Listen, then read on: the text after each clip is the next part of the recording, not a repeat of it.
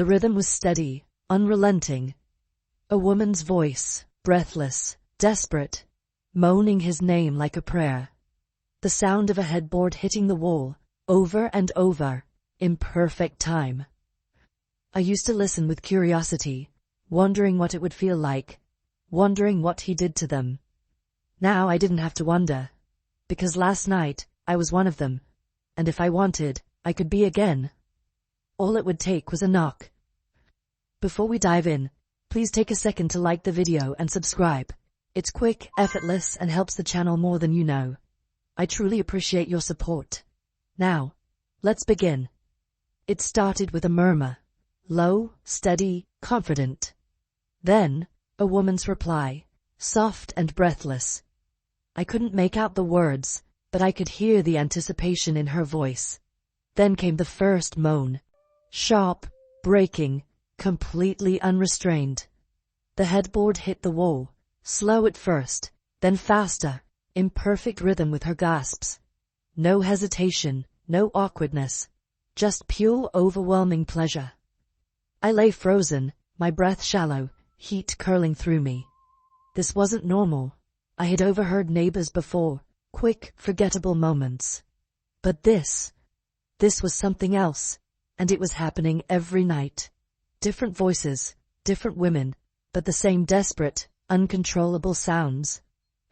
I turned onto my side, pressing my thighs together, my pulse unsteady. I should have drowned it out. But I didn't.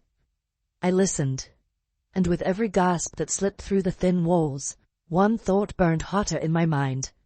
What was he doing to them? And why did I suddenly wish it were me? By day, he was forgettable.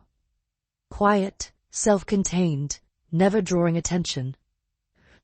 But at night, when the walls came alive with pleasure, he became something else entirely. I had only seen him a handful of times. Tall, broad-shouldered, effortlessly composed. Older, maybe mid-50s, but commanding in a way that younger men weren't. Women never stayed long, but they always left looking changed. I tried not to stare when we crossed paths, but I noticed everything. The way he moved, unrushed, assured. The way he spoke, low, deliberate, like every word mattered. And most of all, the way he looked at people, like he already knew their secrets.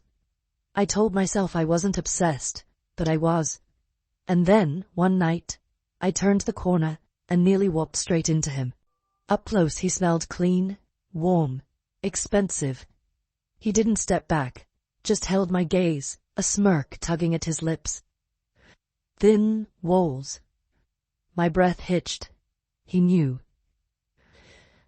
His smirk lingered, but he didn't wait for a response.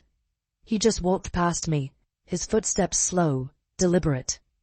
I stood frozen, my fingers tightening around my keys, my pulse hammering in my throat. Thin walls. 2 words, yet they unraveled everything. He knew.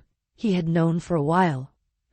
I forced myself to exhale, pretending it didn't affect me, pretending I wasn't burning with embarrassment.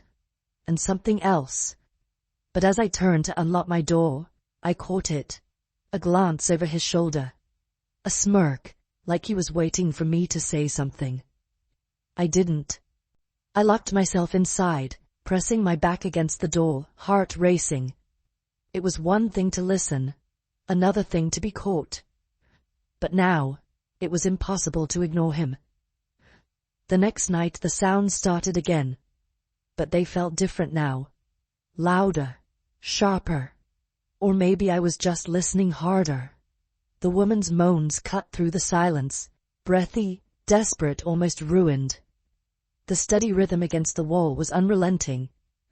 I squeezed my thighs together, my breath shallow, heat curling low in my stomach. Had he always been this intense? Or was this for me? I turned, pressing my palm lightly against the wall. My body burning, restless.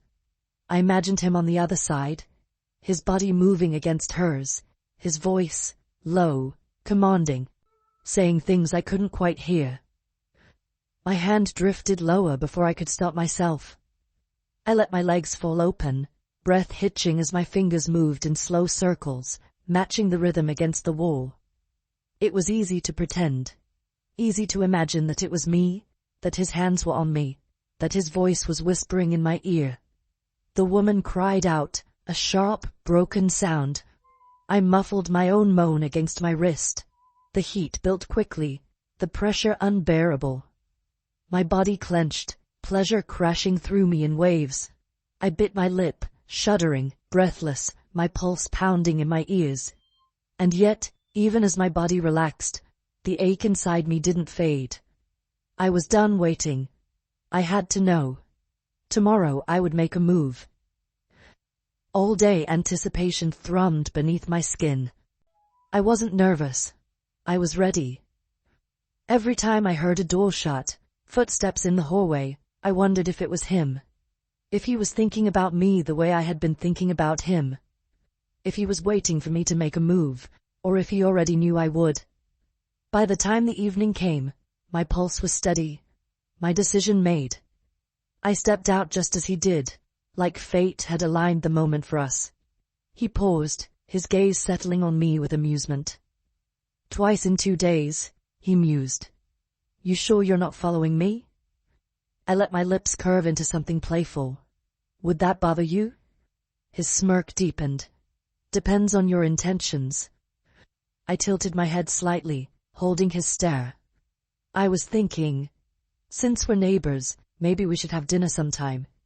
Get to know each other properly. A beat of silence. Not hesitation, calculation. He was reading me, weighing my words, deciding if I understood exactly what I was asking for. Then a small nod. Tomorrow, my place. He didn't ask, he told me. A spark shot through me, heat curling low in my stomach. Sounds perfect. I turned first, walking away without looking back. But I didn't need to. I could feel his eyes on me the entire way. Tomorrow. His door was already open when I arrived, not wide, just enough to let me know he'd been waiting. He stood in the doorway, leaning against the frame, watching me with that same unreadable smirk. Like he knew exactly why I was here, like he had known all along. Right on time, he said, stepping aside to let me in. The apartment was exactly what I expected. Minimal, clean, effortless. No clutter, no distractions. Like a man who didn't let anything into his life unless he wanted it there. The scent of something rich and well-cooked lingered in the air. Steak, maybe. A man who knew how to feed a woman before he devoured her. You cook, I teased, walking past him. I like control over what I consume. His voice was smooth, deliberate. Don't you? My pulse kicked up, but I didn't let it show. Not yet. I took a seat at the small dining table, crossing my legs slowly, watching as he poured the wine. He was unrushed, measured, completely in command.